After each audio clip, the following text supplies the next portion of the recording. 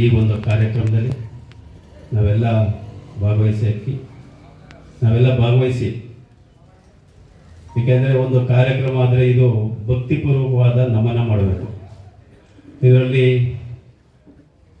ನಾವು ಬಂದು ಮಾಡ್ತೀವಿ ಅಂತ ಎಲ್ಲರೂ ನಾವು ಮಾಡ್ತಾ ಇರ್ತೀವಿ. ಇವತ್ತು ವಿಶೇಷವಾಗಿ ರಾಜ್ಯದ ಮುಖ್ಯಮಂತ್ರಿಗಳು ಅವರ ಒಂದು ತವರು ಆಗಿರೋದ್ರಿಂದ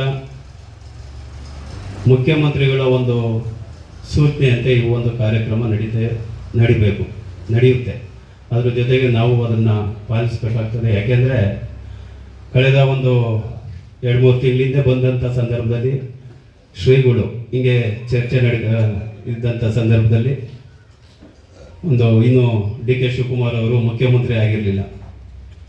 ಅವ್ರಿಗೆ ಅದೇನೋ ಅವ್ರ ಮೇಲೆ ತುಂಬ ಒಲವು ಏನೋ ಗೊತ್ತಿರಲಿಲ್ಲ, ತುಂಬ ಅಭಿಮಾನ ಇತ್ತು ರವೀಣ. ಹೀಗೆ ಚರ್ಚೆ ಮಾಡಿ 1 ಗಂಟೆಗಳ ಕಾಲ ಚರ್ಚೆ ಮಾಡ್ತಾ ಇದ್ವಿ. ನಮ್ಮ ಶಿವಕುಮಾರ್ ಯಾವಾಗ ಆಯ್ತಾನೋ ಗೊತ್ತಿಲ್ಲ ಕಣಯ್ಯ, ಬೇಗ ಮುಖ್ಯಮಂತ್ರಿ ಆಗಲಿಲ್ಲ, ನಮಗೊಂದು ಅದನ್ನು ನೋಡಬೇಕು, ಕಣ್ಣಲ್ಲಿ ಅದನ್ನು ನೋಡಬೇಕು ಅಂತ ಕನಿಷ್ಠ ಪಕ್ಷ ಒಂದು 10 ಬಾರಿ ಹೇಳವ್ರೆ. ಅವ್ರ ಮೇಲೆ ಇದ್ದಂಥ ಒಂದು ಪ್ರೀತಿಗೆ ಡಿ.ಕೆ. ಶಿವಕುಮಾರ್ ಅವರು ಅದೇ ಥರ ಗೌರವ ಸಲ್ಲಿಸಿ ಒಂದು ನಮನ ಸಲ್ಲಿಸಿದ್ರು. ಅದು ನಮ್ಮೆಲ್ಲರಿಗೂ ಒಂದು ಖುಷಿ ತಂದಿದೆ. ಯಾಕೆಂದರೆ ಮುಖ್ಯಮಂತ್ರಿಗಳಾದಂಥ ಸಂದರ್ಭದಲ್ಲಿ ಯಾರೇ ಆಗಿದ್ರೂ ಹಿಂದೆ ಮರ್ತು ಬಿಡ್ತಾರೆ. ಆದರೆ ಡಿ.ಕೆ. ಶಿವಕುಮಾರ್ ಅವರು ಬಂದು ಈ ಒಂದು ಮಠದ ಅವರು ಬೆಳೆದಂಥ ಒಂದು ದಿನಗಳು ಮತ್ತು ಅವರ ಒಂದು ಅನುಭವ ಹಂಚ್ಕೊಂಡು ಮಠಕ್ಕೆ ಮತ್ತು ಕನಕಪುರಕ್ಕೆ ಒಂದು ಗೌರವ ತಂದಿರೋದು, ಈ ಕನಕಪುರದ ಜನತೆಗೆ ಒಂದು ಗೌರವ ಸಲ್ಲಿಸಿದಂಥ ಸಂದರ್ಭದಲ್ಲಿ ಅವ್ರಿಗೆ ಒಂದು ಹೆಮ್ಮೆ ಅಂತ ನನಗೆ ಈ ಭಾಗದಲ್ಲಿ ಅನಿಸುತ್ತೆ. ನಮಗೆ ಪರಮ ಪೂಜ್ಯರು, ನಾವು ಸೋಂಪುರದಲ್ಲಿದ್ರೂ ಯಾವುದೇ ಒಂದು ಕಾರ್ಯ ಮತ್ತೊಂದು ನಮ್ಮದು ಯಾವುದೇ ಒಂದು ಕುಟುಂಬದಲ್ಲಿ ವ್ಯತ್ಯಾಸ ಆದರೂ ಕೂಡ ನಾವು ಪರಮ ಪೂಜ್ಯ ನಿರ್ಮಾಣ ಮಹಾಸ್ವಾಮಿಗಳ ಜೊತೆ ಹಂಚ್ಕೊಂಡು ಅವರ ಒಂದು ಮಾರ್ಗದರ್ಶನದಲ್ಲಿ ನಾವು ಕಾರ್ಯಕ್ರಮ ಮಾಡ್ತಾ ಇದ್ವಿ.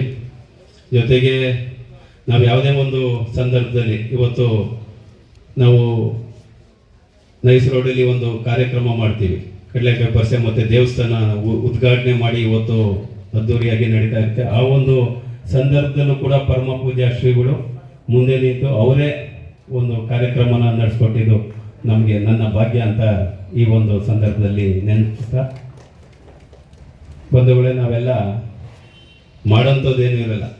ನಾವೇನು, ಏಕೆಂದರೆ ಮುಖ್ಯಮಂತ್ರಿಗಳೇ ಇಲ್ಲಿ ಇರಬೇಕಾದ್ರೆ ಅವರ ಒಂದು ನಿರ್ದೇಶನದಂತೆ ನಡೀತಾ ಇದ್ದಾಗೆ ಪರಮ ಪೂಜ್ಯ ಶ್ರೀಗಳು ಏನು ಇವಾಗ ರವೀಣ ಹೇಳಿದ್ರು, ಶ್ರೀಗಳು ಮತ್ತೆ ಕೂತ್ಕೊಂಡು ಏನು ನಿರ್ದೇಶನ ಕೊಡ್ತಾರೋ ಅದಕ್ಕೆ ನಾವು ಪಾಲಿಸ್ತೀವಿ ಅಂತ. ನಾವು ಅದೇ ಥರ ಪಾಲಿಸ್ತೀವಿ. ಅವ್ರೇನು ಜವಾಬ್ದಾರಿ ಕೊಡ್ತೀವೋ ನಾವು ಮಾಡೋಕ್ಕೆ ನಾವು ಸಿದ್ಧ. ಸನ್ಮಾನ್ಯ ಯಡಿಯೂರಪ್ಪನವರು ಬರಬೇಕಿತ್ತು ಅವತ್ತು ಅವರ ಒಂದು ಆರೋಗ್ಯ ವ್ಯತ್ಯಾಸ ಆಗಿದ್ದರಿಂದ ಅವರು